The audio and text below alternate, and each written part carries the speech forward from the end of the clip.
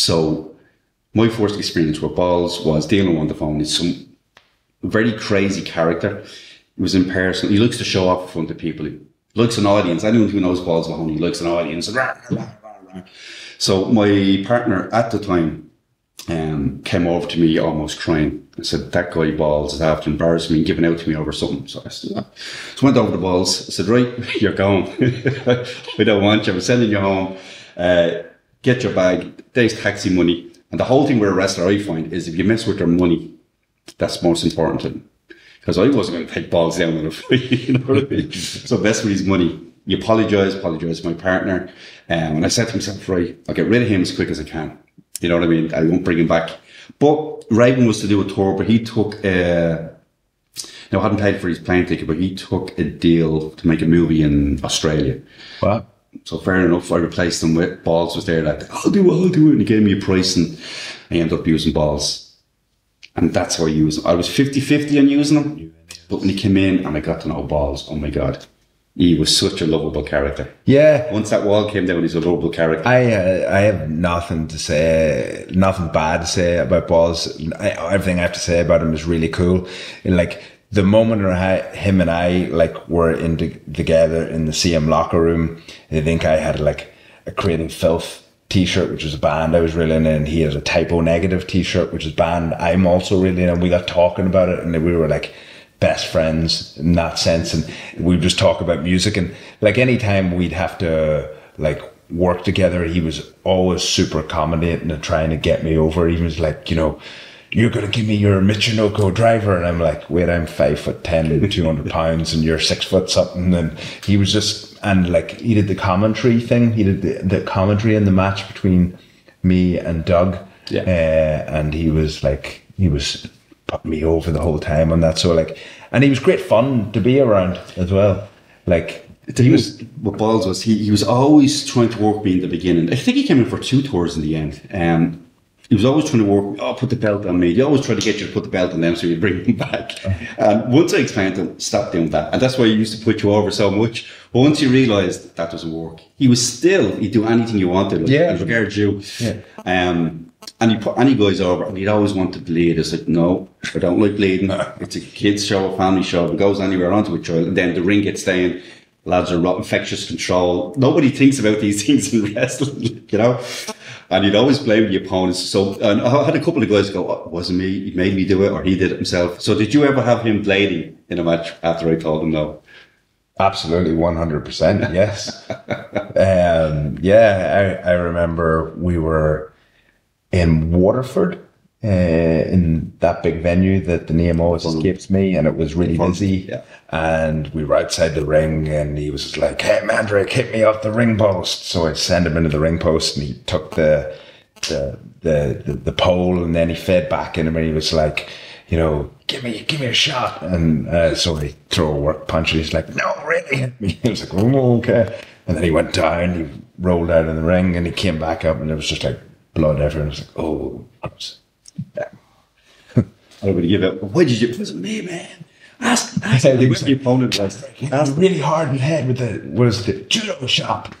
So I would go to him and say, they told me that you did it, and they'd go to them, and he would actually cry. And I don't mean that as an insult, but he was a very emotional character. Yeah. And then he'd be, you let me down. You tell Simon. That's what he used to call him, Simon. You told Simon I did it on purpose. And then the guys would be all sorry and whatnot, but the stories with Balls, he was a character. I actually enjoyed having him around. For a guy who I despised in the beginning and tried to send home, by the end of it, you used to hate to see him go. Yeah. He was it was a headache at times. Do you remember Travellers? The Irish Travellers are tough people. Like, he's in fighters, like, you know. And he's like wanting to fight one. We're down in somewhere in the Midlands, and he was going into a chemist, and then I don't know if he saw them or they saw him. It was hard to miss Balls. Yeah. Very loud character. And then once you realise what was going down and how tough they were, he was like, yeah, maybe after the show. Before that, you never stop wanting to fight them. Like, Jesus. Yeah. You never had a shortage of problems with Balls, but good problems, like, you know, with the bleeding, trying to start fights with people in the hotel. The owner be ringing me, he's in here trying to start a fight with a bunch of Hell's Angels. I think if he liked you though, he kind of liked you, and he was fine. And I think a lot of times he liked people. It's just like you said, he had a big personality, and sometimes was a little erratic and that. Softly, really, wasn't he? Yeah.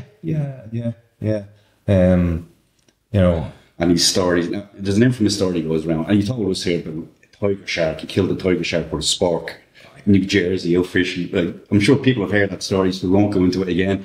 But did you hear any story about having the ghost of Chris Candido in his safe? Yes. I heard that one. Oh my God, what kind of a story was that? He keeps the ghost of Chris Candido in the safe at his house, and he's locked in there, and he only lets him out every now and then to talk to him. As in, Balls only lets Chris Candido out of his safe to talk to him. And we had Sonny over here, Tammy Sitch, is that her name, Tammy Sitch? Yeah. To do a Q&A evening with, and we told her some of these stories, and she was laughing. Balls never even owned the safe. How could we keep him in the safe? And I remember we were trying to ring, I might still have that footage, I can pop it up here. During the show, she tried to ring Balls Mahoney to get the gossip on. Did you tell the story of Chris Candido's ghost in your safe? But he didn't answer.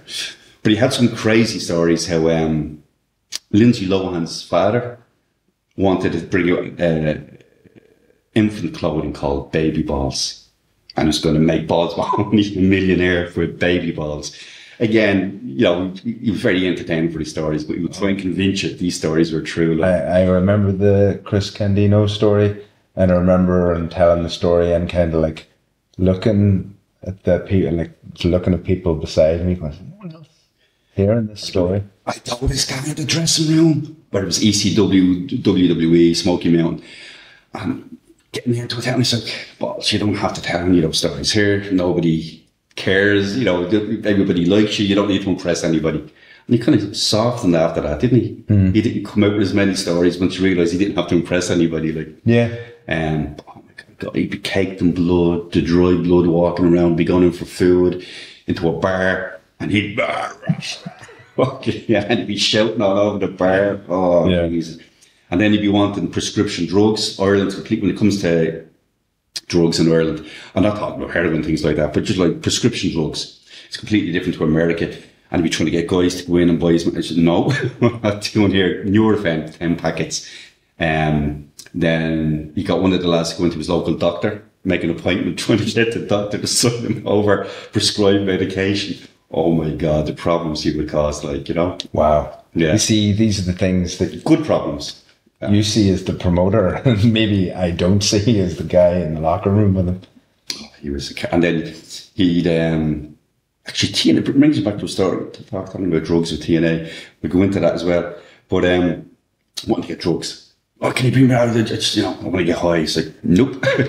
You're here to do your shows. And the last show and the last night, you could do that. But like for you, I know a lot of that tour. It was you and Doug. Yeah. And he would have been a lot with like Ballymun Brews and some of the other lads. Yeah. But how did you find him? Like comparing him to Doug, learning stuff. Like, how would you compare them? He was more like Doug. I felt like Doug would give constructive criticism and be like, "Don't do that. Do this. Blah blah blah. What do you think? This." He would try and give the best. Balls was a different sort of character, as in he was just like, let's just go out and get loads of stuff in to make you look really cool. And he'd let me do lots of crazy things. In fact, he would suggest things and I was like, I know, I'm not comfortable doing that at all. But that was cool in its own way. But in terms of like being a teacher or anything, he wasn't really that.